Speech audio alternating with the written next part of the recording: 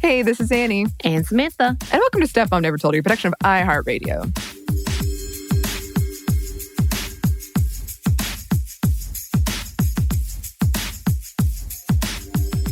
So for today's question, Samantha, I'm not sure you'll know the answer, but do you remember when you became familiar with the idea of self-care? You know, I honestly don't think it was until recently that I learned of this. And when I say recently, the idea and concept of self-care was not something in my Christian upbringing. Sure. So that was not something, especially as a woman who is supposed to be the caretaker, the nurturer. Right. That's not a thing. For my mother, I definitely never saw that from her. She's constantly going. She is still constantly going to this day. And she is 65. So for me, I don't think it really came into play until I literally had a panic attack, anxiety attack that shut me down for a week. And when I was working as a child abuse investigator, and I had a panic attack in the middle of Longhorns. Yes, I did. To the point that my friends were like, "Are you okay? Are you okay?" Like coworkers, and they're like, "Don't look at her, don't look at her," because they knew it made it worse. Right. And so it wasn't until then, so out of college, in my first job, that I truly figured out, oh, I'm trying to kill myself through doing too much and not taking care of myself because I'm putting the responsibility of the world on me.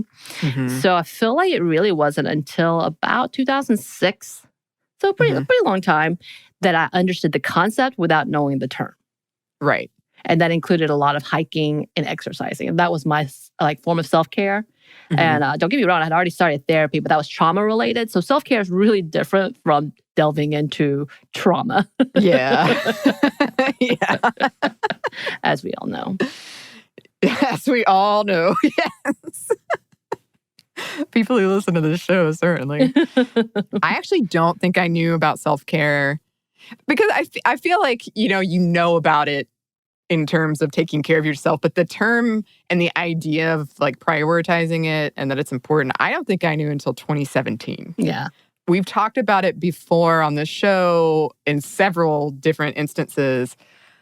I am really bad at it. I think a lot of women are.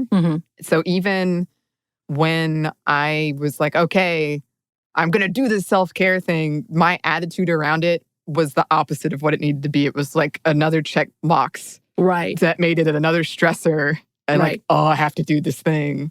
Yep. So we are going to talk about that, but it's still something I struggle with. Right. I mean, I think for me, the term was not self-care. It was mental health day, which I know we talk about in my industry where I came from, especially with like government jobs or service jobs. We talk about mental health days and trying to get them. And it's so frowned upon in that industry. Like they tell you to do it. They tell you to do it. Right. They tell you to shut off your phone. They tell you to, you take your week of vacation. And a few people have. And I love and admire that.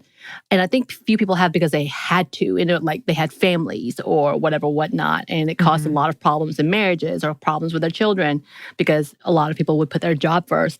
But we were told to take our mental health day, but made sure to be told, don't say it's a mental health day, tell them you're sick. Like it's just kind of that level. So for the longest time, and I think people think it that way still, that term is really, really, it's definitely become a little more of a fad, the term, not necessarily the practice. So to me, it's kind of a newer idea. And it does feel really selfish to say you need that. Yes. Still. And we're going to talk about that feeling.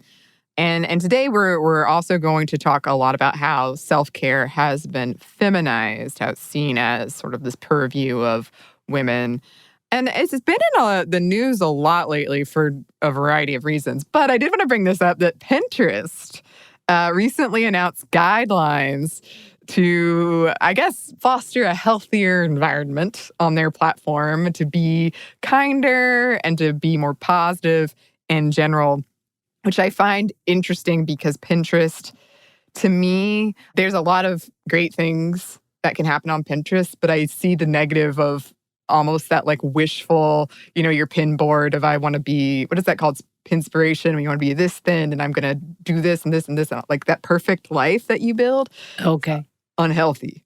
I'm not really into Pinterest. So, but I have definitely seen the boards and that sounds horrifying Because also people can look at this, right? They can, but you can put it on private. I think all of mine are on private except for my random 90s board. I was going to a 90s themed party and I was trying to come up with a costume, of course. But all my like D&D. What are those? You'll find out soon enough. No. You know what? That makes me panic. Let's not think about that. I know. So back to this Pinterest thing, is they have this creator code that says, I agree to be kind, check my facts, be aware of triggers, practice inclusion, and do no harm. Which I'm curious how they will reinforce those, but we're seeing more social media platforms try to do these things, which is something else we've talked about a lot. And I remember when I first came on as a host of this show, some people would write in and say why they didn't like trigger warnings, why they thought they were like useless and actually harmful. And I would argue back like my side of it. And I feel like it's shifting towards people being more aware of why you need to think about those sorts of things. Right. I mean, honestly, that's kind of why how that conversation of our trauma series began, is everybody was so leaning to, oh my God, everybody's so PC, they're so sensitive, blah, blah, blah. And we're like, no, but this is why we need these things, because it has, for our entire lives, we didn't have this. And I really wish we did. Yeah. And that is okay to have those warnings, but why it was important and why we needed to respect them. But yeah, that's interesting to see, because we have kind of gone all back and forth of, is this a problem, or is this a solution, or is this adding on to the problems? And it's kind of, I'm really glad to see that it's sticking and it's becoming a thing. Aren't you? Yeah. Yeah. And I remember in particular, one person was a professor and they wrote in and they were like, I just feel that giving trigger warnings, it means that topics that need to be talked about won't be talked about. And I was like, I hear you, but I think it doesn't mean I won't show up to whatever lesson. It just means I'll show up knowing I need to be prepared for this. And I obviously, you and I don't think that doesn't mean don't talk about something. It's just giving people that like warning if they need it to take care of themselves. And speaking of, let's do a brief definition like we like to do. What is self-care? According to the World Health Organization, it is, quote, self-care is what people do for themselves to establish and maintain health and to prevent and deal with illness. It is a broad concept encompassing hygiene, general and personal nutrition, type and quality of food eaten, lifestyle, sporting activities, leisure, etc., environmental factors, living conditions, social habits, etc., socio and economic factors, income level, cultural beliefs, etc., and self-medication. This can include things like, yes, nutrition, hygiene, or seeking medical care. It is often described as something that brings you joy. And this definition is pretty old. I think it's from 1998, actually. And it's been updated in various outlets like the World Health Organization. To me, this makes sense, but I think of self-care as a much more like find something, that brings you joy and do that thing. Right. But I do think that large definition, that makes sense as well. Right. Some have put self-care into categories like emotional self-care, taking dedicated breaks, physical self-care, getting enough sleep, eating well, and spiritual self-care, which can include spending time in nature. Some break it down even further into temporary versus enduring. So like a one-time self-care thing or something that is an ongoing self-care thing. And also, I really recommend looking up, actually, it's not, I don't know, I thought it was funny, but the World Health Organization has a self-care hippopotamus diagram, which did bring me joy, and I did laugh quite heartily at it. Well, I love hippopotamus, so I will go and look it up. Even though they're quite dangerous, Samantha. I'm sure. I also like many other things that I would rather not hang out with, Right. That's fair. Just saying.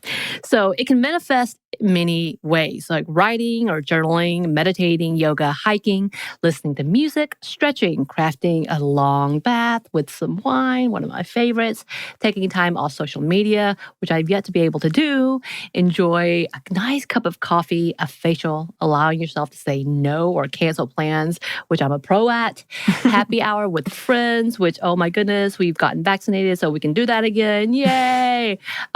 Still safely, of course. And basically a way for you to make space to relax, check in with yourself, and recharge. And as an introvert, I definitely have to do this on a consistent basis.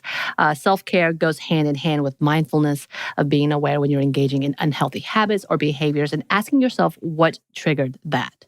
Right. And quarantine has made self-care more difficult in a lot of ways, which sounds like that doesn't make sense. But if you're thinking, but all I've been doing is watching Netflix on my couch during the pandemic, isn't that self-care? Why do I need self-care? That does not necessarily count.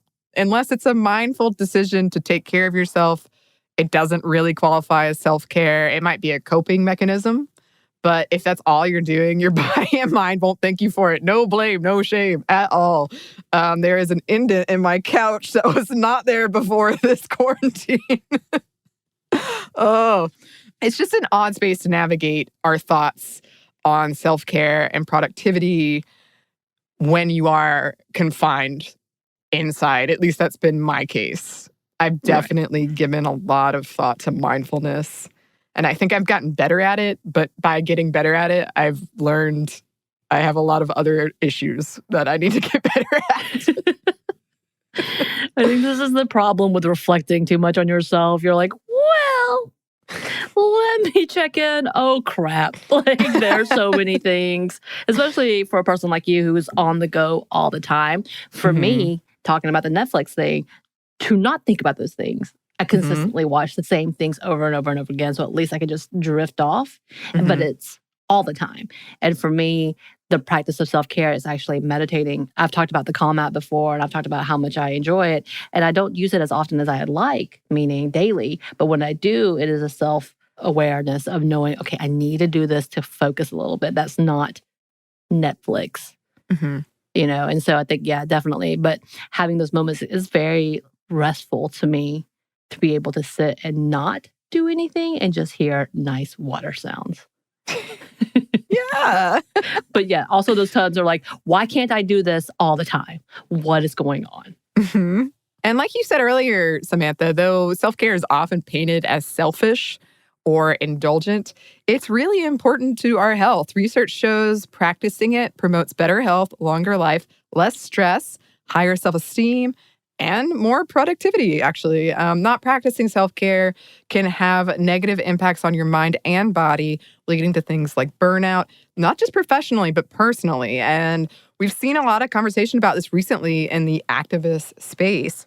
It can also be costly in terms of doctor's visits that might be necessary if you're not looking after yourself, or even the loss of work when it comes to burnout. Right. And also with burnout, we could also talk about the new term is fatigue.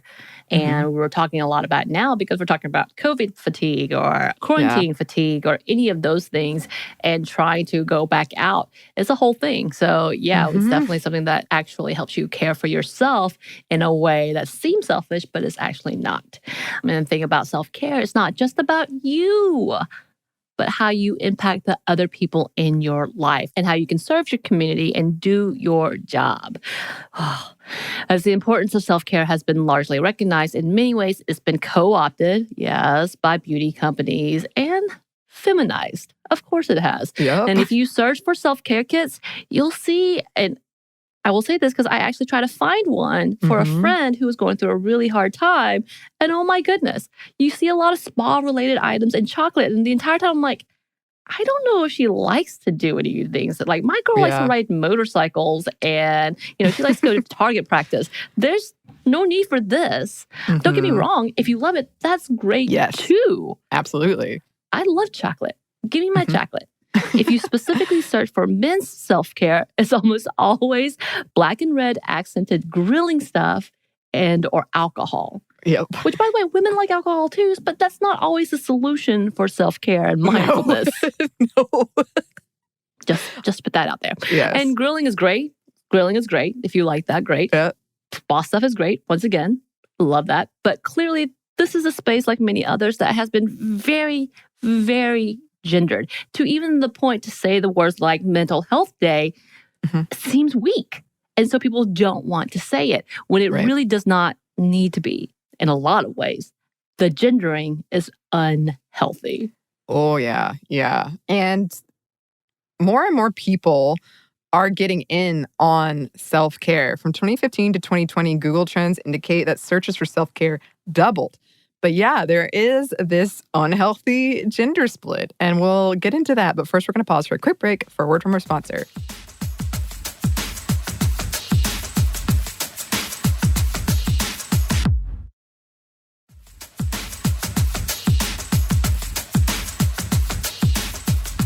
And we're back.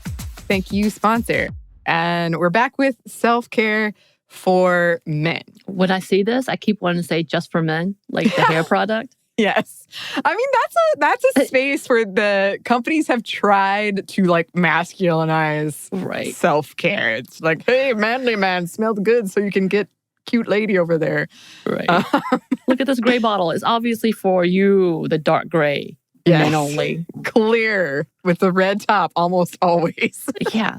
Old Spice, really. They have specifically brought in a woman to tell her she can't use it because it's not for her, for their newer products. Right. Why? Because it smells too nice. So she's like, that's obviously for me. Right. But he's saying, no, it's mine. Don't touch it. Just can't do that. Just use whatever product is available. So men are not as involved in the self-care space as women. And there are a couple of reasons why. One reason is that there are more entry points into self-care for women, whether it is friends of yours or magazines or Instagram. It's generally more accessible and acceptable for women. Some of that is the beauty industry trying to capitalize off women, no doubt, but it is more acceptable. In our very warped society, taking care of yourself is sometimes viewed as, yes, a weakness or selfish. And because we view women as the, quote, weaker gender, it's more acceptable for them to do it. And beauty was a space that was already dominated by women in a lot of ways. So it was an easier transition. Not that all self-care is beauty-based. Not at all. But a lot of it, when we see it advertised, a lot of it is. Right. There's a lot of dismissal of self-care as being for snowflakes or vappish women, indulgent women, things like that. Right, which is hilarious because when we look at the job industry and we talk about the working from home, how it's doubled women's workload, and yet we want to say this is weak. Makes me laugh. Again, this is a big deal for a lot of reasons. We've talked in previous episodes about the rates of mental health issues and suicide for men. American men are 3.5 times more likely to die by suicide than women. And men are more likely to delay help if they seek it at all. And they typically don't have as strong of a support system as women.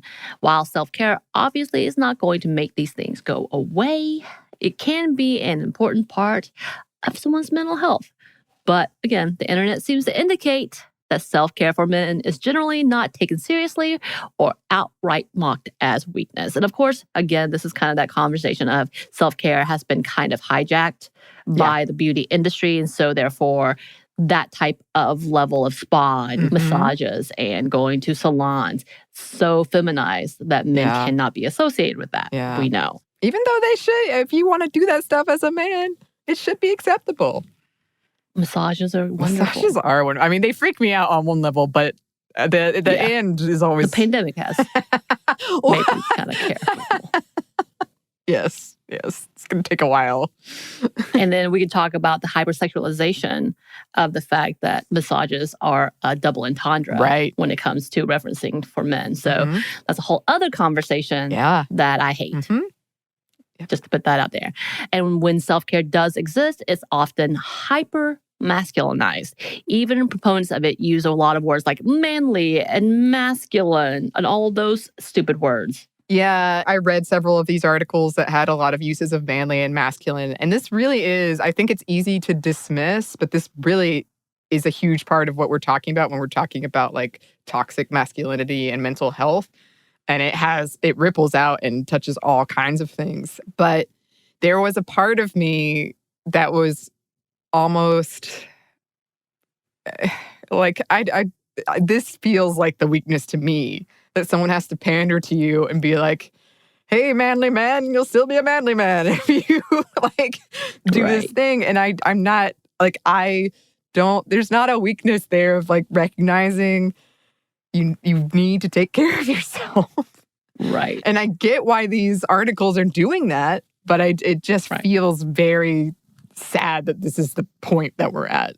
Right. I mean, and then when we talk about self-care, a lot of it is done in isolation. Yeah. And then, as we were saying previously about how oftentimes they don't have support system, when we see people talking about self-care for men, whether it is having a sip of scotch, sitting by yourself in your lounge chair, looking out the window, like that's the idea of self-care.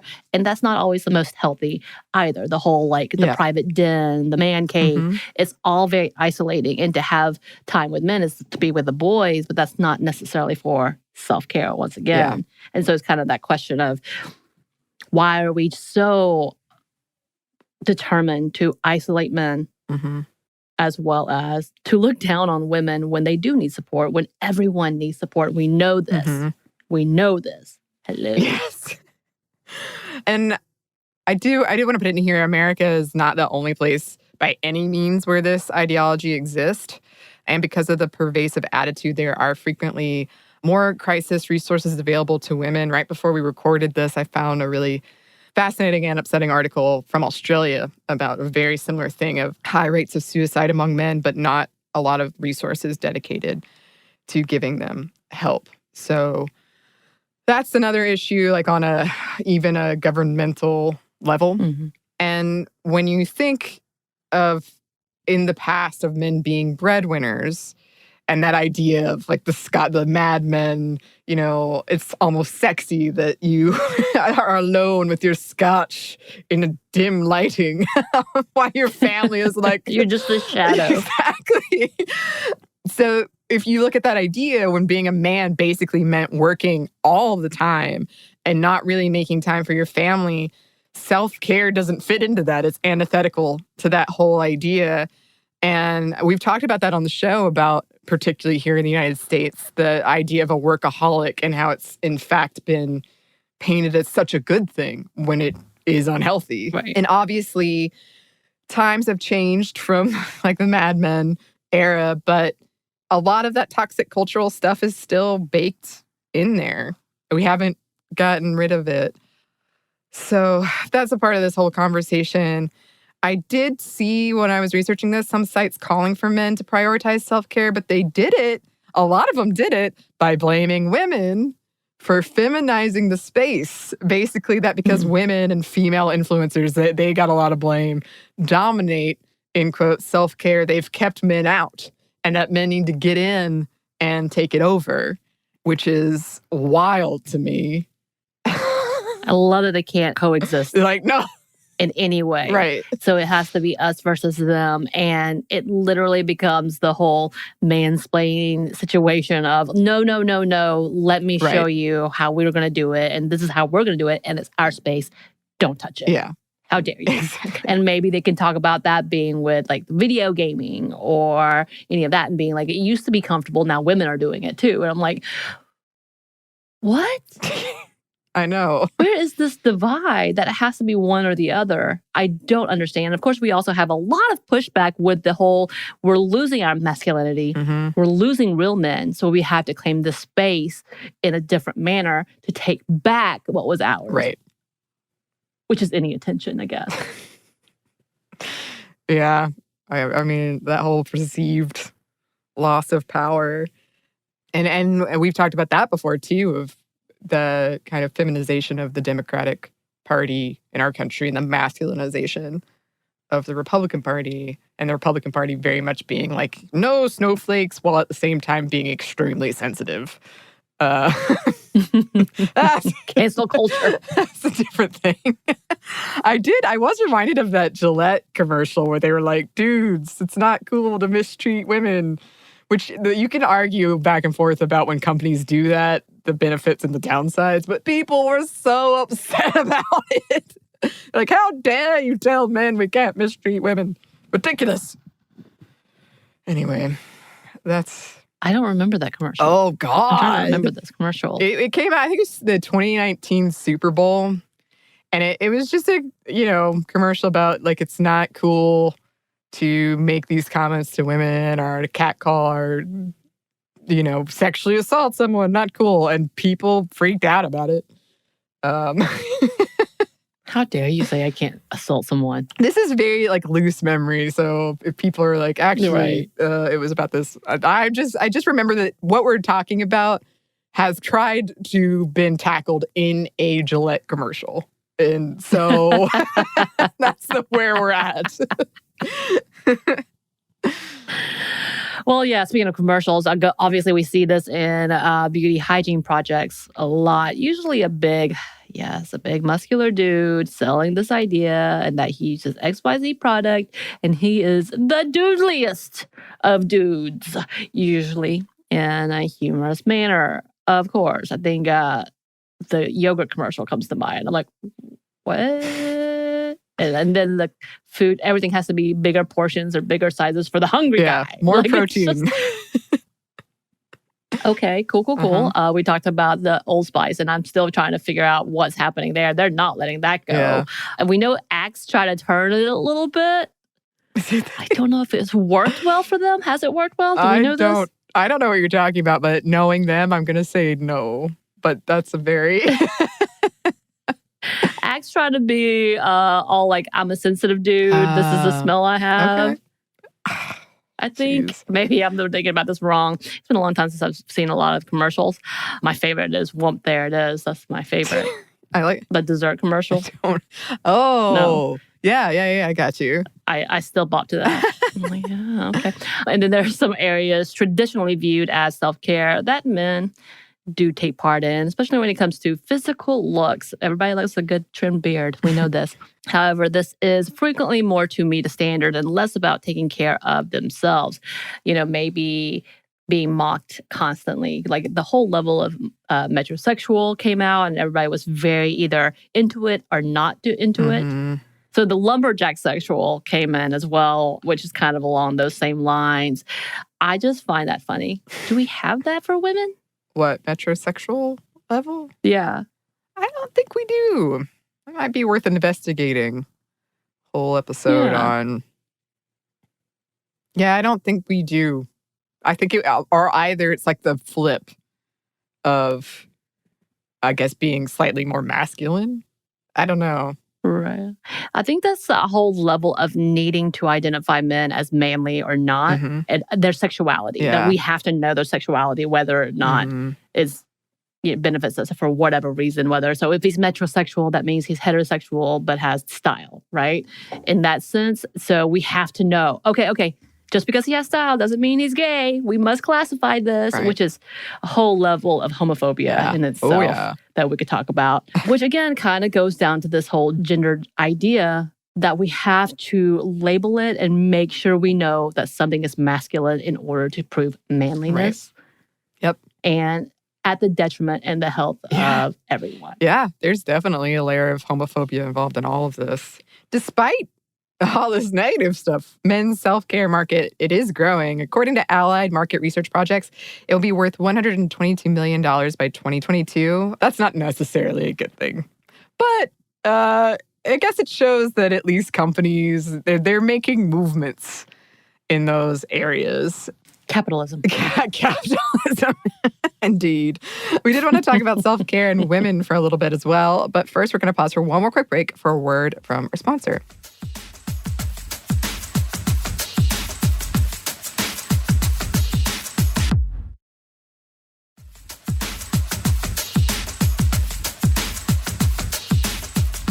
And we're back. Thank you, sponsor.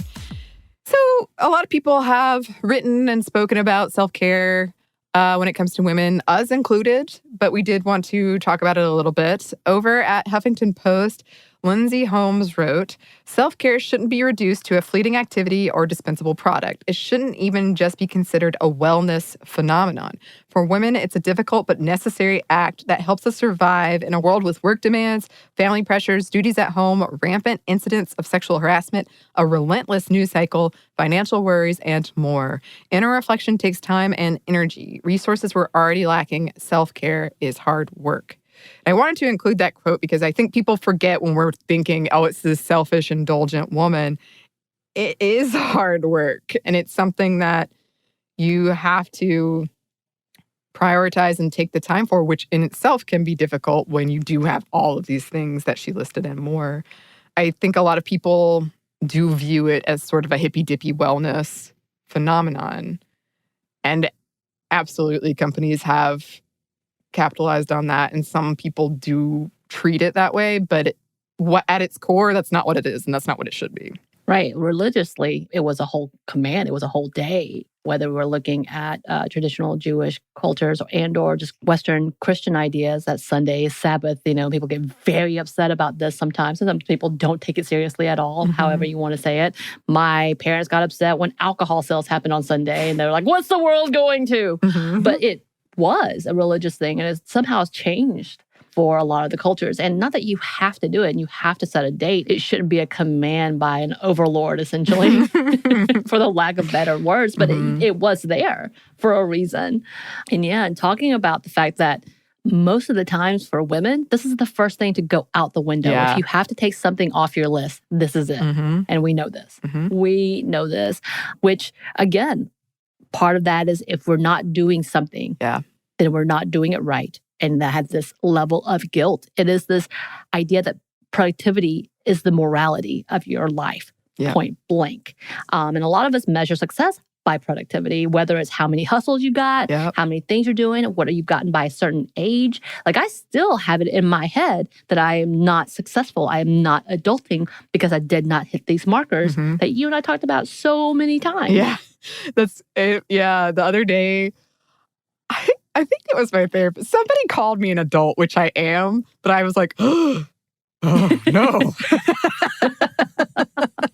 I mean, just listing off the things that I haven't done is one of the first things that I do. Like, oh, no, I haven't done this and this and this, and that does not. And then comparing myself to others who are 15 years younger than me, 20 years younger than me, 30 years younger than me, doing it better. Yeah. And I'm like, what have I done with my life? But I mean, that's the kind of thing is we define ourselves that way, which is detrimental.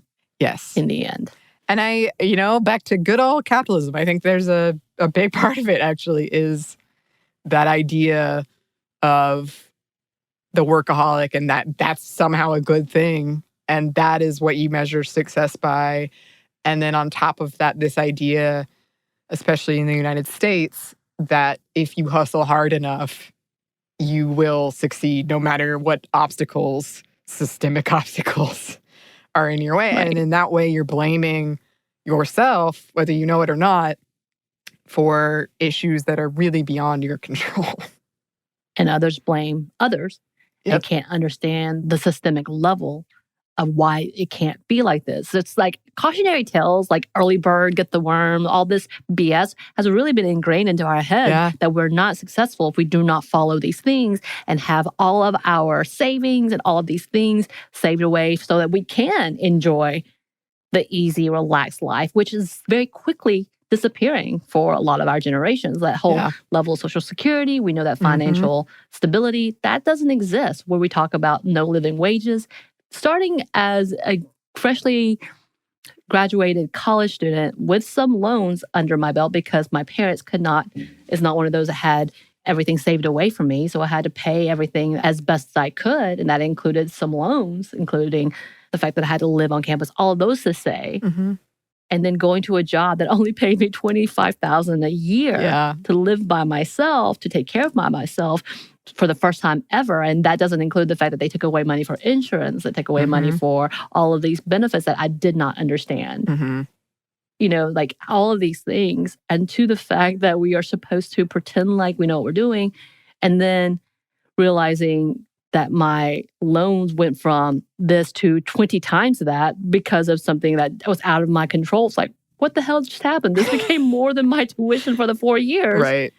And to say, oh, but you should have done it better. You should have planned ahead. How do you tell a 22-year-old to plan ahead? Yeah. Yeah. And, that's a whole separate conversation, but we really don't train people for that kind of stuff, like young people. And then we're like surprised when they don't know what to do. They're like, okay, you're expecting this 18-year-old to make the wise financial decisions. Great. Right. But that's the thing, is like, that means you have failed because you are not to this level. But you better not take care of yourself because you will never get to that level. Yeah. Yeah. And I think a part of that too, which we're going to talk about a little bit in a second, is self-esteem related. Like, part of self-care is you have to say you're worth the self-care. Right. And I think that's hard for a lot of people. And I think especially marginalized folks, if you are living in a country that has these systems in place, are just social events that remind you that you're not valued as much as, say, straight white guy, it can be hard to tell yourself, like, no, I am, and I deserve to take this time. And just because I didn't understand a very complicated financial system at the age of 18 doesn't mean that I don't deserve these things. I still don't understand. And yeah, since domestic work is still taken on more by women, and studies show women have less leisure time than men by about 3 times, it can be harder for women to carve out this time to take care of themselves. And perhaps doing so comes with increased guilt. And there is a difference, which I do want to say here, between meeting basic needs and self-care. So if you're saying like, oh, I carved out the time to get enough sleep tonight, that's great. That's not really self-care. It can be, but like if you're talking about a very, that's just your norm, is you don't get enough sleep, that's not really a self-care. That's a basic need that you're not meeting. Right. And around the world, women don't have access to healthcare at the same rates as men, which does impact self-care. So that is another part of this conversation. Right. And we know the pandemic alone has affected that immensely, even though, again, we've talked about the fact that, we're at home. It's okay. We can do this constantly. That's not true. We know this. We already talked about, again, mentioning how the fact that majority of the household work falls on women in general, as well as the stress of being quarantined and stress of living in a pandemic world. Causes a lot of that. And then when you can't escape, so when your usual methods of escaping, such as exercising with wherever you go to exercise, and or traveling, or even just being able to walk out the door, that is highly affected as well. Again, we talk about the fact that a lot of the money that was slowly going towards women to help with care has disappeared because other issues have come rise. And we know that when it comes down to it, it's secondary for women to get the care that they need. Yes. Around the world. That's a whole different conversation. Yep. And recognizing that you, again, as Anney said, that you actually are worth that, that you are worth the time to run away from your family for 2 hours, maybe. I don't know. Yeah. It's okay. I mean, I think for me, and this is very, very general, we went to your beach house. And I have not been so excited. And it was like 6, 7, 8 months after quarantine began. Yeah. Because I think we went it was Dragon August, Con right? weekend. So it was Labor Day. Yeah. And it started in March, and I hadn't left, and I was losing it. And just being able to be in a car to drive somewhere was such a phenomenon at that moment that the minute we got in the car and we started driving and like realizing we were on a trip, pulled something from me. That was it. So like to me, like stuff like that, being like, oh wow, being so scared. And you and I talked about this. We are so scared, especially as podcasters, as people who are sort of, seen, I guess is the best way to put it. We're so scared of saying the wrong things or doing the wrong things or being hypocritical and being really cautious. Because of course we don't want to talk about that was a privilege. Had I not known you, I would have never been able to do that. And it felt like a privilege. It was amazing. And doing things like that is a privilege. But that's the other part to that. It's like, I don't feel like I can because I know other people are suffering. So why am I allowed to do this? And that, again, that builds onto that self-worth. And again, Meeting your basic needs, whole different level. You should be able to have that. And it's absurd that we don't. Being able to be on a living wage, you should be able to have that, especially when you work your ass off trying to provide for your people that you love. Yeah. End of story. But things like that, like the traveling that I got to do for the first time in 8 months, was such a glorious moment that felt like self-care, but felt so guilty that I was doing it.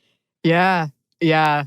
I've thought about that a lot lately because I think a lot of women do this. A lot of marginalized people do this, but I do that a lot where I'm like, well, is it worth, I don't have it as bad as this person or whoever.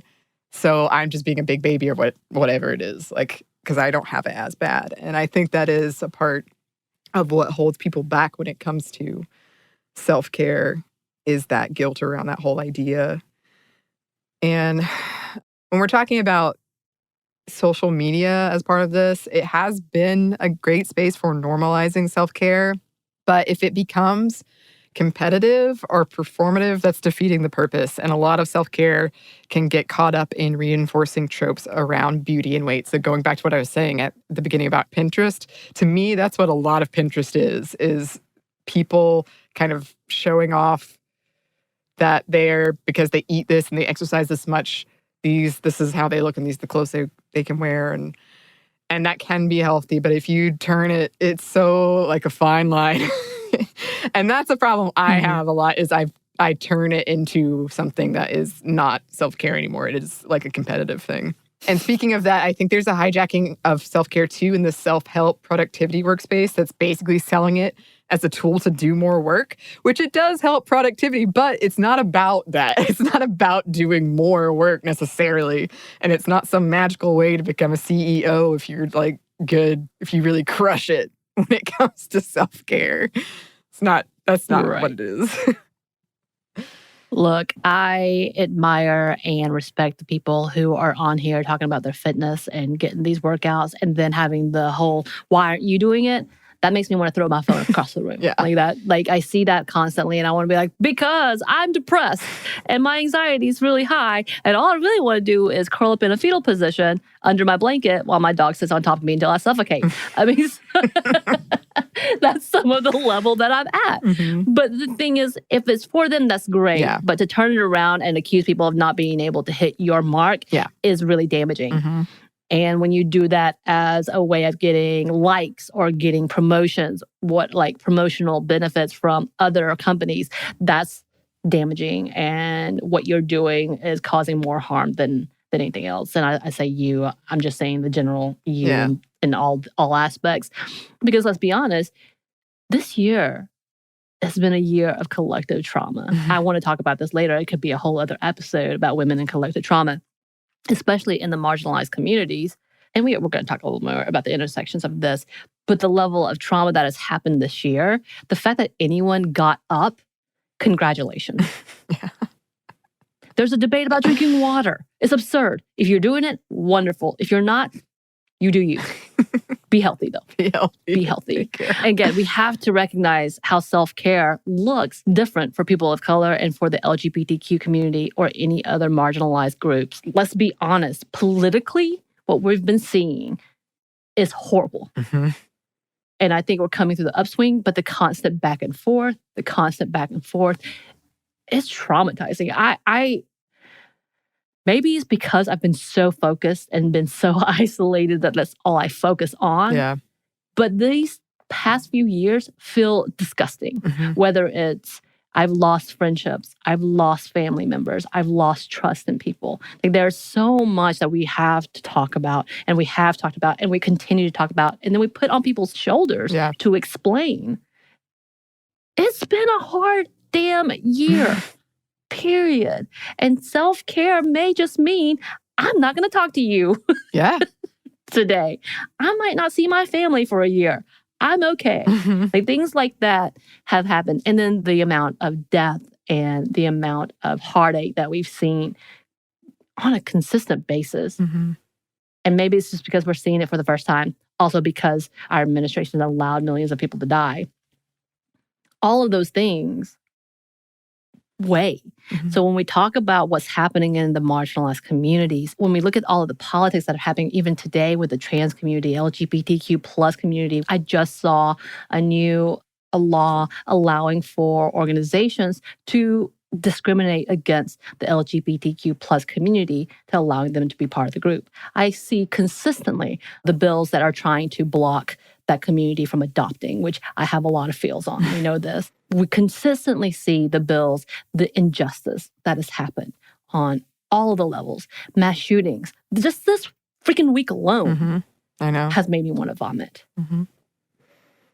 This last month has been awful. So when we talk about self-care, it may just very well be, I don't want to talk to anyone in the story. And that's okay. So to try to place this whole line of buy this, do this, be this is damaging in itself. I'm done. Yeah. And when I was researching this, there are a lot of resources out there that are for specific marginalized groups. And what I was reading from people who were writing about it, and they were talking about the value of community support and camaraderie and finding those things. So certainly, if you need those resources, they are out there. Also, much bigger conversation, but the whole mass shooting thing, like some of that is what we're talking about here with men can't get mental health care. Yeah, much bigger conversation. We also need to talk about accessibility and cost here because, of course, when companies got involved, prices went up for things, items that have been in this self-care space, like skincare, beauty. It can get really pricey, especially when celebrities and influencers get involved, which more and more male celebrities have been getting involved in this, I've noticed. Not an option for everyone and may turn people off who otherwise would participate in self-care if that's what they're seeing, that's what they think it is. Again, beauty is not a self-care make. There's a lot of things, but for a lot of people, that is, I have friends where that is their thing of like doing the facial and just relaxing. Or if we talk about physical activities that aren't possible or comfortable for everyone for a variety of reasons, just keeping those things in mind too of accessibility. And of course, there are predatory products out there marketed as self-care that are like guaranteed to get rid of your eye bags or whatever it is. That's not eye bags. Yeah, that's what my friend calls them. Baggies, eye baggies. Eye baggies. I love it. Yeah. And for those who have been able to be successful and maybe publish a book or do some things, rekindle friendships, whatever, that's phenomenal too. And you should be allowed to celebrate. That's that other part, again, is that guilt level. Don't point out people and say, you're not doing this like me. Right. Don't do that. Yeah. Let's just say that. Yeah.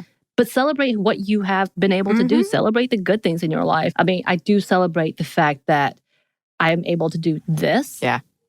Instead of being in the world, which for my old coworkers who are continually seeing trauma on the outside and then continually dealing with trauma in their workspace, that's a lot. Yeah. And I'm very grateful that I am in this space where I can process it in a different manner now. But it's not lost on me that people are doing these jobs or people are doing these things.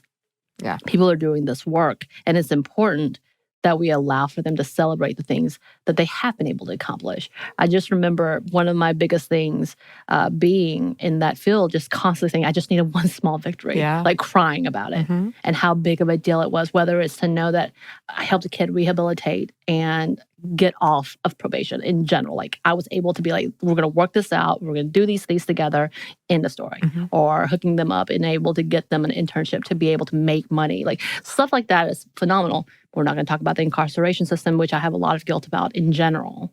But the thing is, there's a collective amount of trauma that is happening, and we need to be able to celebrate the things that can be celebrated.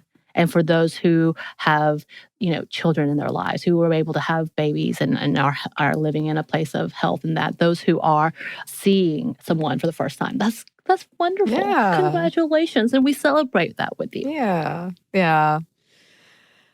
I'm glad you said that because I think that is another aspect of this is people feel like they can't share happy things right now. I know I don't. That's why I'm like not on social media hardly ever anymore. Like I don't want to post about sad stuff, but then I can't post it. The world is on fire. That's true. I like self-deprecating stuff, like when I tripped and twisted my ankle in a living room. Yes. But for those who are asking, how? Yeah. How do we even go down this road, or should we even go down this route? So if you're listening to this and thinking, I need to start doing this, you don't have to, but if you want to, or maybe like, I need to do better, how do I go about that? Again, your better is different from everybody else's. Just be healthy. So here are some tips. Yes. Choose an activity or activities you enjoy or that relaxes you, such as playing fiends and trying to beat your coworkers, like Lauren, who has yet to reply to my banter.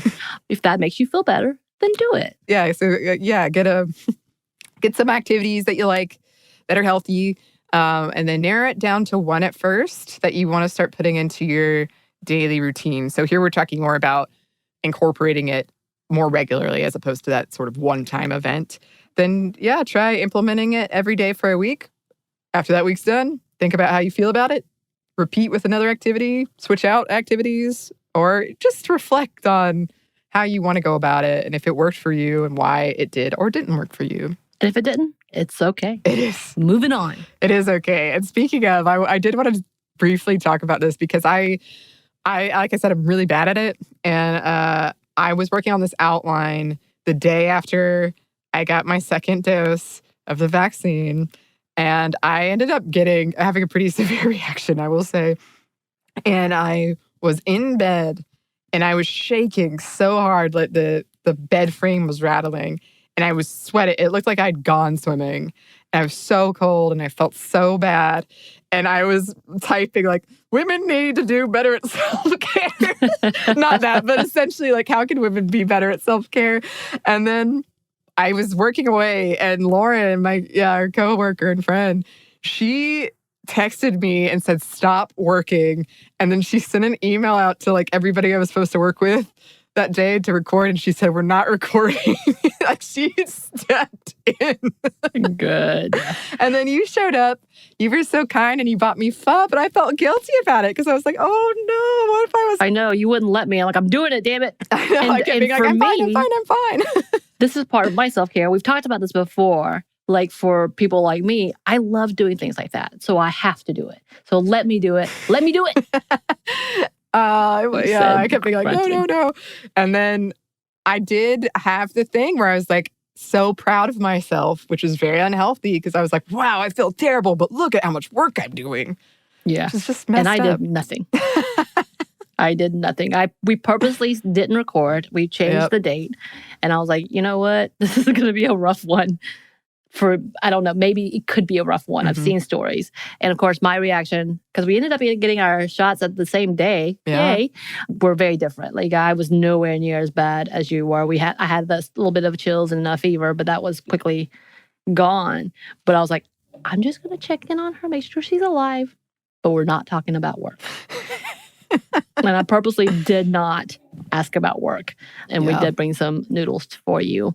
Because, this is all about getting together. And that's the other part to this is you have to recognize when your body is telling you something. Yeah. Because it's telling you something for a reason. Yeah. And that was, hey, stop it. Go to bed, damn it. It's surprisingly difficult to do that. I feel like as women, especially I can just speak in my case, I've distanced myself so much from my body that I can't basic things like sleepy and hunger, and I'm working on it. Register that. Yeah. I, on the other hand, I do recognize it, but it's according to what I have to do. And if there's like, I felt guilty because I had a feeling you were working. And so I didn't know what else to do. But I'm like, yeah, but I'm sleepy and I'm tired. And we can do this later. If I do things, I don't want to. And I just laid back down. I was like, I'm done. I'm good. I will do that. But there are days that I'm like, I have to do more. If it came down to helping someone else, then yeah, I will do it. But if it comes down to it's just me, I'm not going to do it.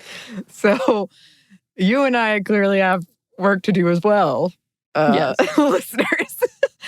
I have gotten better at it. And like writing fan fiction is something I do. Hiking, whenever when I can go back out comfortably, because I know I could have always, but I was never comfortable. That is a big one for me.